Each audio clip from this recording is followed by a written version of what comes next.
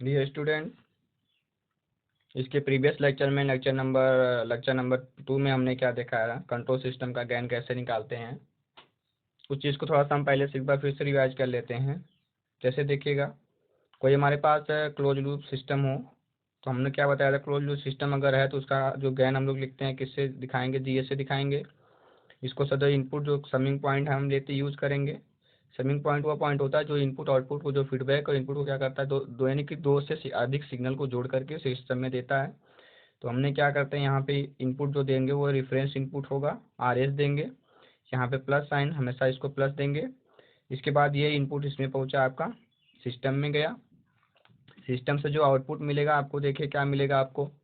आप बताइए, इसका रिफ्रेश इनपुट दिया दे रहे हैं, इसको इनपुट हमने RS दिया, इनपुट आपने RS दिया, आउटपुट क्या मिलेगा इसको, आउटपुट यहाँ पे जो मिलेगा हमें, ये इनपुट अभी आई है, ये आपका आउटपुट VO है। तो जो आपको आउटपुट मिलेगा वो कैसा आउटपुट होगा, कंट्रोल सिस्टम पर है तो आपको आउटपुट भी कंट्रोल आउटपुट मिलेगा।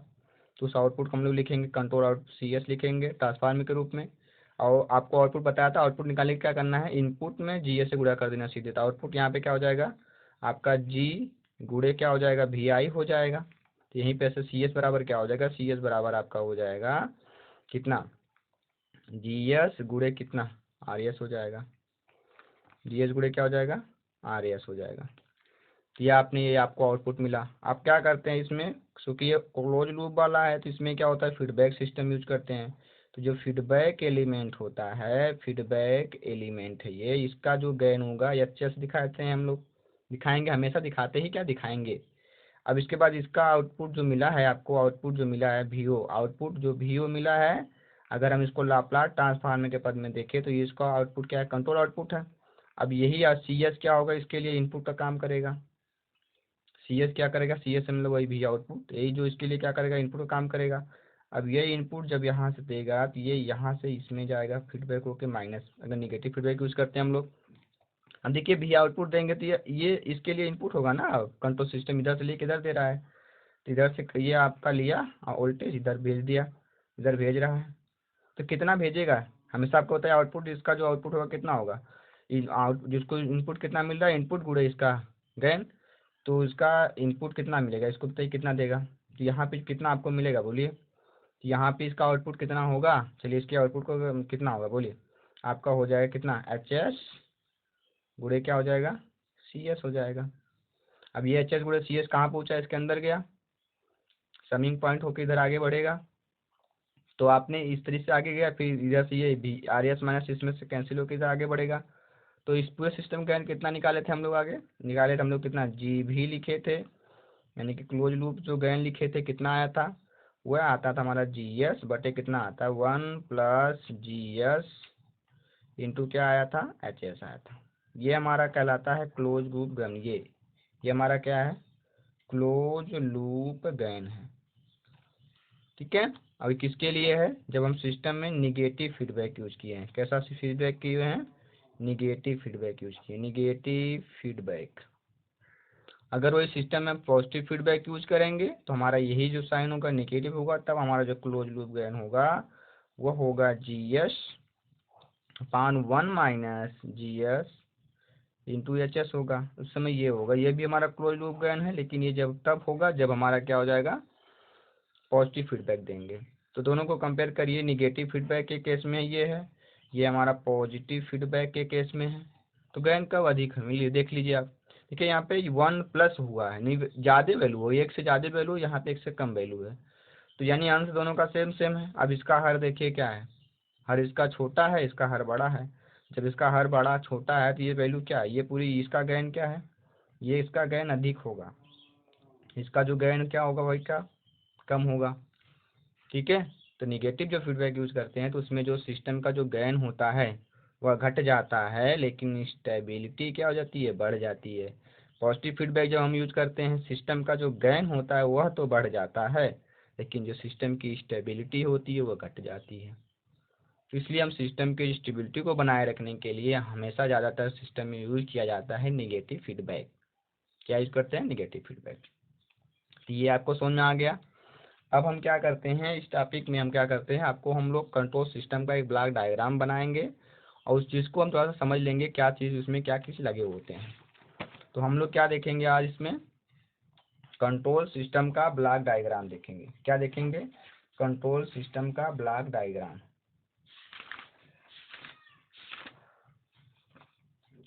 कंट्रोल सिस्टम का ब्लॉक डायग्राम देखेंगे। तो देखिए ब्लॉक डायग्राम क्या हो, सबसे पहले आपको क्या करना है, अभी सबके बारे में बता देंगे। आपको सबसे पहले क्या करना है, ये एक ब्लॉक डायग्राम है, इसको बोलेंगे, यहाँ पे लगाएंगे कंट्रोल एलिमेंट।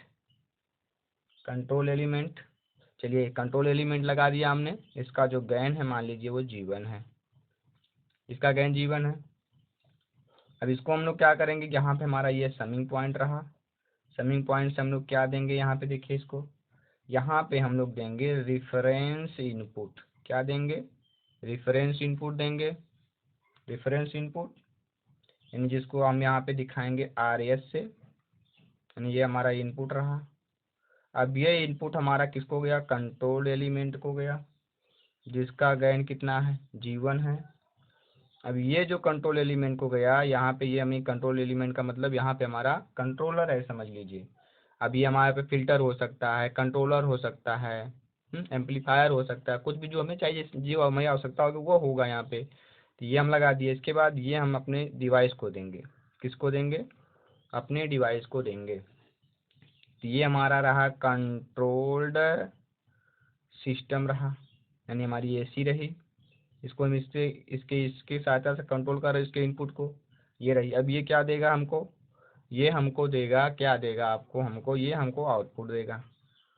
आउटपुट देगा तो कैसा आउटपुट देगा, कंट्रोल्ड आउटपुट देगा। तो इसके आउटपुट को हम लोग CS से दिखाएंगे, किससे दिखाएंगे, CS से दिखाएंगे। कंट्रोल आउटपुट दे दिया। अभी क्या करते हैं, इतना तो हो गया पहला स्टेप, आउटपुट मिल गया। अब ये चेक करेंगे जो हमें आउटपुट मिल रहा है डिजायर्ड आउटपुट है कि नहीं। अगर डिजायर्ड आउटपुट नहीं है तो इसमें चूंकि क्लोज लूप सिस्टम हम पढ़ रहे थे, इसमें फीडबैक एलिमेंट लगा होगा। तो फीडबैक एलिमेंट हम लगा है, ये हमारा देखिए, ये रहा हमारा फीडबैक एलिमेंट। इस सिस्टम का इसका गेन G2 मान लीजिए है, ठीक है। फीडबैक एलिमेंट गेन, इसका गेन कितना होगा, ऐसे दिखाते हैं हम लोग, GS से दिखा दीजिए। तो ये कंट्रोल एलिमेंट का गेन G1 है, कंट्रोल जो सिस्टम उसका गेन हमारे G2 है मान लीजिए। जो फीडबैक एलिमेंट क्या करेगा, आउटपुट जो मिलेगा उसको क्या करेगा, अपने में इनपुट में लेता है, इनपुट लिया, अपने में इनपुट लिया। अब क्या करेगा, फिर इसको जो आउटपुट आप उनको देगा, ये यहाँ पे निगेटिव फीडबैक चूँकि यूज कर रहे हैं, तो ये आपको किसको देगा, ये आपको देगा किसको, ले जा करके समिंग पॉइंट पे देगा।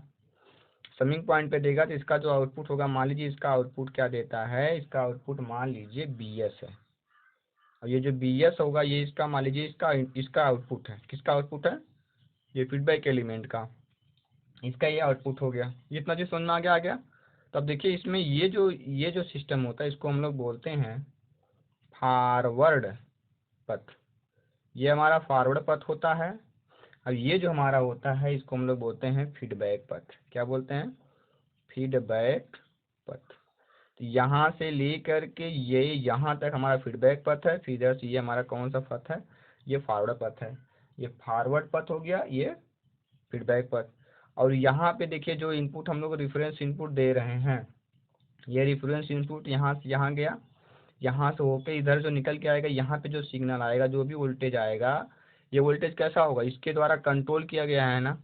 इसका मतलब यहाँ पे जो वोल्टेज मिलेगा ये वोल्टेज हमारा होगा कंट्रोल्ड सिग्नल कहेंगे। और सिग्नल हमेशा वोल्टेज फार में जाता है, ये चीज़ ध्यान रखेंगे। तो यहाँ पे जो मिला है कंट्रोल्ड सिग्नल मिला, ठीक है, इतना समझ में आ गया। अब ये जो BS अभी पहला देखिए, पहले हमने ऑन किया, पहले स्टेप की बात हो रही थी, इसको हम लोग क्या बोलेंगे, BS को हम लोग क्या बोलते हैं, BS को हम लोग बोलते हैं यहाँ पे प्राइमरी फीडबैक सिग्नल। ये अभी हमारा प्राइमरी फीडबैक सिग्नल, अभी पहली बार ही हमने इसको फीड किया है, इसको बोलेंगे प्राइमरी फीडबैक सिग्नल। क्या बोलेंगे, प्राइमरी फीडबैक सिग्नल। तो अब देखिए अगर हम आपसे पूछ दें कि इसमें एरर कितना हुआ है बताइए, तो अब क्या करेगा, ये इधर समिंग पॉइंट से BS इसमें इनपुट, इसका आउटपुट या BS इसमें जाएगा, रेफरेंस कितना आ रहा है, RS आ रहा है। तो इसका जो एरर हुआ इसमें त्रुटि कितना होगी बोलिएगा। त्रुटि जो होगी, एरर जो सिग्नल होगा, आप एरर सिग्नल त्रुटि जो E होगी वो किसके किसके बराबर होगी, देखिए यानी कि जो हमारा रेफरेंस पहले कितना आने, हमारा इनपुट कितना आ रहा है, आर एस माइनस कितना करेंगे, अब उसको आउट कर दीजिए, दोनों का घटा दीजिए, अगर ज़्यादा और ज़्यादा कम अंतर होगा तो ये R S minus B S होगा। इस तरीके से ये चीज़ हो गया। तो आपको ब्लॉक डायग्राम समझ में आया होगा, देख लीजिए ब्लॉक डायग्राम को समझ लीजिए। एग्जाम में जो बीटी बोर्ड का आप लोग एग्जाम थर्ड ईयर के जो स्टूडेंट होते हैं, आईसी के हैं हम लोग, जो हमारे स्टूडेंट हैं, उनको ये चीज़ देखिए ध्यान से समझना है, समझ के एग्जाम में आता है, ये बड़ा इंपॉर्टेंट है। ब्लॉक डायग्राम आप समझिए, इसको रेफरेंस इनपुट समझ लीजिए।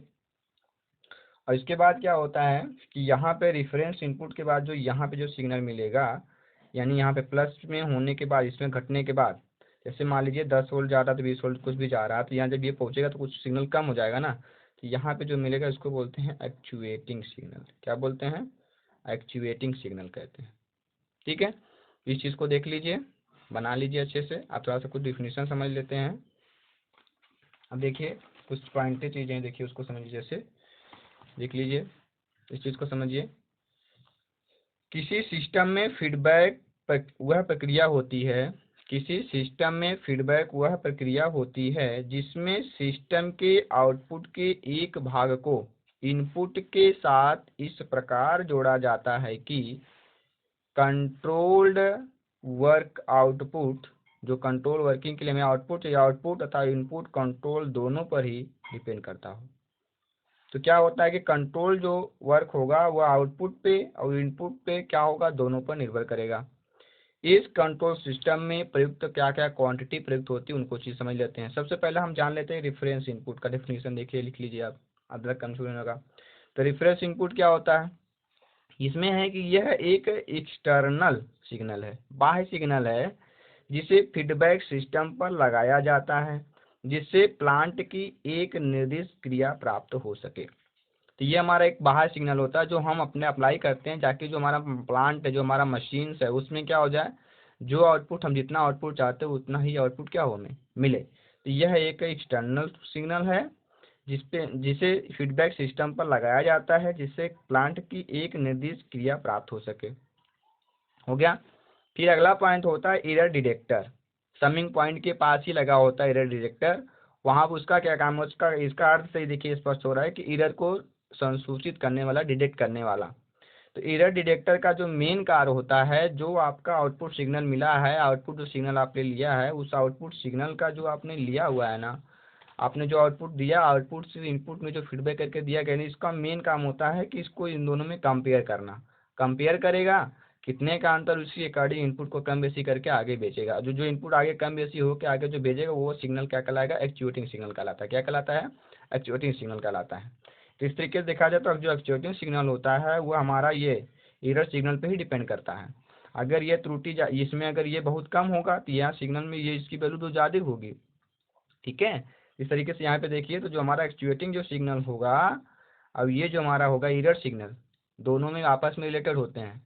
तो एक्चुएटिंग सिग्नल समझ लीजिए, जैसे जितना इनपुट आ रहा था, पहले आप समझ लीजिए एरर सिग्नल क्या होता है। जितना इनपुट आपको आ रहा दिया था, उसके बाद जितना आपको आउटपुट मिला, वह आउटपुट क्या करेगा, ये फीडबैक एलिमेंट इसके अंदर फीड करेगा।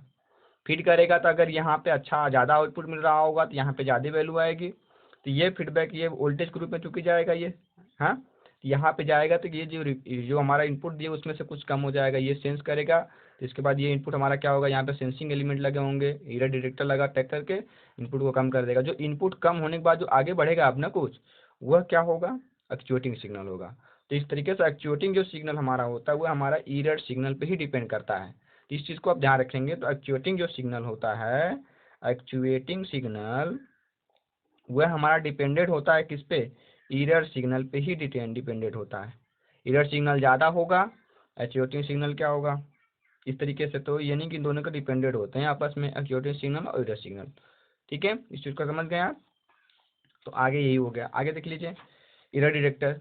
तो एरर डिटेक्टर मेजर्ड सिग्नल को रिसीव करता है और उसकी तुलना रेफरेंस इनपुट के साथ करता है, बस कर देता है, इसको छोड़िए।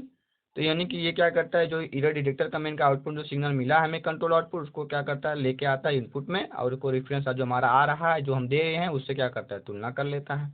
ये पहला हो गया एरर डिटेक्टर का काम। आगे अब देखिए, अगला अगला डायग्राम आपने देखा था, क्या देखा था, कंट्रोल्ड एलिमेंट G1 देखा था। इसे क्या कहते हैं, इसे एरर या कंट्रोल प्रोसेस भी कहते हैं। क्या कहते हैं, इसे एरर या कंट्रोल प्रोसेस भी कहते हैं। यह रेफरेंस इनपुट आरएस तथा प्राइमरी फीडबैक सिग्नल बीएस के साथ पॉजिटिव निगेटिव करके प्राप्त किया जाता है। तो कंट्रोल जो एलिमेंट प्राप्त होता है वो क्या करेंगे, जो रेफरेंस इनपुट हुआ है और प्राइमरी जो फीडबैक दिए हैं बीएस, उसके साथ क्या करेंगे, पॉजिटिव निगेटिव करके प्राप्त कर लेते हैं। यानी पॉजिटिव निगेटिव फीडबैक है तो निगेटिव होगा, पॉजिटिव फीडबैक है तो पॉजिटिव करके प्राप्त करते हैं। कौन सा, कंट्रोल एलिमेंट G1, जो इसको इनपुट मिलता है वही जो एक्टिवेटिंग सिग्नल होता है वही। इस चीज को समझ गए आप, ये हो गया। फिर अगला वाला हमारे पास है कंट्रोल सिस्टम। यह सिस्टम यह प्रदर्शित करता है कि फीडबैक लूप के द्वारा हमें क्या कंट्रोल करना है। इस प्रकार इसके द्वारा एक विशेष राशि को कंट्रोल किया जाता है। तो कंट्रोल सिस्टम क्या करता है, कंट्रोलिंग करता है कि हमें क्या आउटपुट चाहिए, हमें कितना, किस क्वांटिटी को कितना कंट्रोल करना है, इसका काम ये होता है। अब देखिए फीडबैक एलिमेंट देख ही रहे हैं, जो में सेंसर एलिमेंट होता है, इसको आप लिख लेंगे। यह एलिमेंट आउटपुट को रेफरेंस इनपुट के साथ तुलना करने के लिए एरर डिटेक्टर में फीड कर देता है। लिया उनको, आउटपुट से लिया और लेकर उनको एरर डिटेक्टर में फीड कर दिया। चाहे भाई अपना चेक करो कितना है, हमारा काम जो फीडबैक करना था हमने कर दिया। फिर अगला है प्राइमरी फीडबैक सिग्नल बीएस तो आप समझ ही रहे हैं कि हम क्या करेंगे, आउटपुट में जो फीडबैक एलिमेंट होता है वो आउटपुट से लेके आएगा, अपने गेन के साथ मल्टीप्लाई करके आगे बेचेगा। तो वही जो होता है प्राइमरी फीडबैक सिग्नल होता है। यह एक ऐसा सिग्नल होता है जो कंट्रोल आउटपुट का फंक्शन होता है। अब कंट्रोल भाई, अब कंट्रोल आउटपुट का ही तो आ रहा है, तो वो इसका ही तो फंक्शन होगा। वो जो फंक्शन होगा, अगर साइन वेव हो तो साइन वेव में आएगा, जो होगा उसी का फंक्शन होगा। इस चीज़ को समझ लीजिए। तो आप देखिए ये हो गया प्राइमरी फीडबैक सिग्नल। अब आगे हम देखिए एक्चुएटिंग सिग्नल क्या होता है। इसे एरर या कंट्रोल इनपुट आरएस या प्राइमरी फीडबैक बीएस के साथ पॉजिटिव निगेटिव करके प्राप्त करते हैं। पॉजिटिव निगेटिव उसके साथ भी कर दीजिए, वो भी तो इस प्रकार से कंट्रोल एलिमेंट हमारा होता है, ये एक्चुएटिंग सिग्नल दोनों सेम हो तो हम क्या करेंगे, एरर सिग्नल को लेंगे और उसको पॉजिटिव निगेटिव करके प्राप्त कर लेंगे। जितना हमको इनपुट कम बेसी करना वो हमारा एक्चुएटिंग सिग्नल होता है। तो ये डिफिनेशन की बात हो रही है, थोड़ा सा इसको लिखने एग्जाम में और उससे समझते रहिए। इसके बाद अगला होता है कंट्रोल सिस्टम। कंट्रोल सिग्नल क्या है, इसे हम लोग क्या कहते हैं, मैनिपुलेटेड वेरिएबल भी कहते हैं। यह वह राशि होती है जिसे कंट्रोल एलिमेंट G1 द्वारा प्लांट G2 या कंट्रोल सिस्टम पर अप्लाई किया जाता है। तो कंट्रोल सिग्नल आपको देखा गया, कंट्रोल एलिमेंट से निकलने के बाद जो सिग्नल आपका गया था वो क्या कहलाता था, कंट्रोल एलिमेंट। आपको बताया था कि अब देखिए फॉरवर्ड पथ क्या होता है, फीडबैक पथ क्या होता है, इसको आप समझ ही रहे हैं। जो आगे चल रहा तो फॉरवर्ड है, जो पीछे वाला था फॉरवर्ड, वो आपका कैसा है, फीडबैक पथ है। इस तरीके से ये देखिए हमारा क्या हुआ, कंट्रोल सिस्टम के बारे में जान गए। कंट्रोल इस लेक्चर में हमने क्या किया, आपको कंट्रोल सिस्टम का ब्लॉक डायग्राम समझाया हुआ है। तो आपको समझ में आ गया होगा ब्लॉक डायग्राम एक बार फिर से, तो एक बार हम आपको फिर से रिवाइज कर देते हैं। कंट्रोल सिस्टम में देखिए क्या होता है, सबसे पहला हमें एक लगाते हैं कंट्रोल एलिमेंट। क्या लगाते हैं हम, सबसे पहला हमारे पास एक कंट्रोल एलिमेंट होता है, इसका गेन हम मान लीजिए G1 है। इसका मेन काम होता है यहाँ पे फिल्टर, एम्पलीफायर, कंट्रोलर कुछ भी हो सकता है। हम इसको इनपुट जब देते हैं तो फिर यहाँ पे समिंग पॉइंट लगा के देंगे। अब चूंकि यहाँ पे जो इनपुट देंगे, ये इनपुट हमारा यहाँ पे होगा रिफरेंस इनपुट होगा RS, यानी कि इनपुट ये है VI इनपुट दिया। अब ये इनपुट कहाँ गया, कंट्रोल एलिमेंट को गया। अब कंट्रोल एलिमेंट पहुँचने के बाद जो यहाँ से आउटपुट जो निकलेगा, ये कैसा आउटपुट होगा भैया, ये हमारा कंट्रोल्ड आउटपुट होगा, कंट्रोल सिग्नल होगा। इसके बाद ये कंट्रोल सिग्नल हम किसको देंगे, कंट्रोल सिस्टम को देंगे, यानी जो हमारी AC होगी उसको देंगे, कंट्रोल सिस्टम होंगे। अब ये क्या करेगा, इसका गेन अगर G2 मानते हैं तो ये क्या करेगा, यहाँ से आउटपुट देगा। आउटपुट VO दिया, जो भी है हम यहाँ पे इसका आउटपुट कैसा होगा, कंट्रोल्ड आउटपुट होगा, CS करेंगे। अब ये CS हो गया, मिला CS। आगे देखिए अब क्या करते हैं, अब इसको चूंकि ये पहला स्टेप मालूम है, अभी ये ओपन लूप की तरह काम कर रहा है। अभी क्या होगा, जो हमारा फीडबैक एलिमेंट लगा हुआ है, अब फीडबैक एलिमेंट लगा हुआ है, ये हमारा फीडबैक एलिमेंट है। इसका मेन काम क्या होता है कि आउटपुट को फीडबैक कर देना एरर डिटेक्टर के साथ। ये फीडबैक एलिमेंट है, इसका गेन हमारे पास ये है। ये इसको यहाँ से आउटपुट लिया, इसको यानी कि ले लेता है इस तरीके से ले लिया, आउटपुट लिया, यानी इसका इनपुट कौन है, CS। आउटपुट क्या मिलेगा, मान लीजिए इसका आउटपुट यहाँ पे हम लोग क्या दिखाते हैं, BS से दिखाते हैं। ये BS क्या है, इसको बोलेंगे प्राइमरी फीडबैक सिग्नल है। प्राथमिक पहली बार तो की है, प्राइमरी फीडबैक सिग्नल है। और ये जो BS की जो वैल्यू होगी वो कितनी होगी, यहाँ पे देखिए BS की वैल्यू जो हम लिखेंगे तो कितना लिख सकते हैं, देखिए यानी यह चिगुड़े क्या लिख सकते हैं, CS लिख सकते हैं, यही ना, ये ना BS मिला। अब ये बी एस गया। अब ये यहाँ पे यहाँ पे समिंग पॉइंट पे इरेड डिटेक्टर लगा होता है, वो इसको इरेड डिटेक्ट करेगा कि हाँ ये कितना आ रहा है। आने के बाद इसमें से क्या करेगा, कम बेसी कर देगा। तो कम इरेड, और इरेड कितना होगा, R S minus B S करेगा इरेड डिटेक्टर। तो इरेड जो हमारे पास आएगी वो कितना होगी, आर एस माइनस कितनी होगी, बी एस। अब ये R S minus B S का वैल्यू ज़्यादा होगा। अगर ये कम बेसी हो, जिस तरीके इसकी वैल्यू ये कम है तो इसके सिग्नल में कमी होगी। अब ये ज़्यादा है तो इसके सिग्नल में ज़्यादा कमी करेगा इनपुट में करके। तो जो सिग्नल यहाँ पे जाएगा, अब ये जो सिग्नल कहलाएगा, यहाँ पे जो सिग्नल मिलेगा दोबारा, यानी पहले स्टेप के बाद एक गया सप्लाई, फीडबैक होने के बाद जो सिग्नल मिलेगा वह सिग्नल कहलाएगा हमारा एक्चुएटिंग सिग्नल। क्या कहलाएगा, एक्चुएटिंग सिग्नल। और एक्चुएटिंग जो सिग्नल होगा हमारा इसी पे निर्भर करेगा, एरर सिग्नल पे। एरर सिग्नल नहीं होगा तो एक्चुएटिंग सिग्नल बनेगा ही कहाँ से, तो ऐसे ही रहेगा। तो एक्चुएटिंग सिग्नल और एरर सिग्नल में संबंध होता है। तो इस चीज़ को समझ गए। ये रहा हमारा ब्लॉक डायग्राम एक कंट्रोल सिस्टम का, यानी क्लोज लूप कंट्रोल सिस्टम का। तो आपको ये वीडियो समझ में आया? यदि आप नहीं समझ में आया तो आपको जो चीज़ आपको समझ में नहीं आई होगी उस चीज़ को आप कमेंट कर दीजिए, उस चीज़ को हम फिर से आपको अगले लेक्चर में बता देंगे। तो देखिए, आपको इस जो चैनल हम बनाए हुए हैं, ये खासकर जो इलेक्ट्रिकल स्टूडेंट के लिए, कंट्रोल सिस्टम के लिए बनाए हुए हैं। तो आपको अगर ये वीडियो अच्छा लगता है तो इस वीडियो को लाइक कर दें, शेयर कर दें, और आपको सब्सक्राइब भी कर लें, ताकि जो हमारी वीडियो आपके पास, जो नई भी वीडियो है तुरंत आपके पास पहुँचे। ठीक है, thank you for watching this video.